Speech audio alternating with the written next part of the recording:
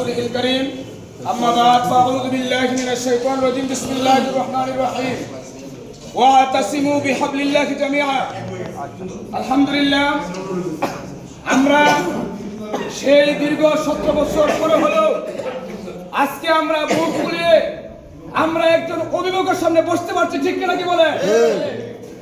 আমরা বিগত দিনে আপনারা এই গাজীপুরে অনেক নির্বাচন দেখেছেন। আমরা আজকে যে প্রার্থী আমাদের সামনে বসেছেন আমাদের শেখ মঞ্জুর করি ভাই, ওনার আব্বাকে আমরা সকলে ওনার আব্বার নাম নিয়েছি। সে আমাদের প্রিয় কাছের মানুষ অধ্যাপক আমি মান্নান স্যার। আমি অধ্যাপক আমি মান্নান স্যারের একটি পথসভায় আজকে আমার অভিভাবক আলহাজ নাজিমউদ্দিন স্যার এখানে উপস্থিত আছে। ওনার সাথে আমি একটা পথসভায় ছিলাম, সেটা হলো ফুসুদ্দিন বাজারের সামনে।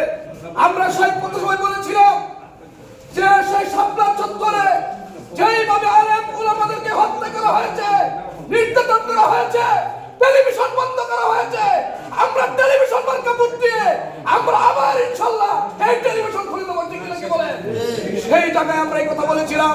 আমরা আজকে আবারও বলতে চাই আমাদের যে অভিভাবক ইনশাআল্লাহ অধ্যাপক আমি মান্নানের রক্ত যার শরীরে প্রবাহিত হচ্ছে অবশ্যই অবশ্যই ইনশাআল্লাহ আমি হলফ করে বলতে পারি সেই রক্ত আলেম উলামাদের সাথে বেঈমানি করবে না, ঠিক কিনা?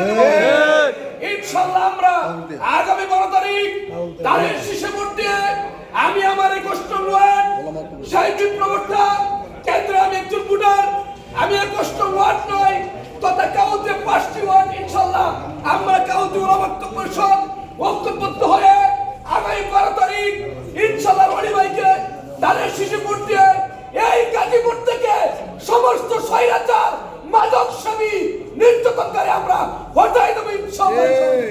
ইনশাআল্লাহ।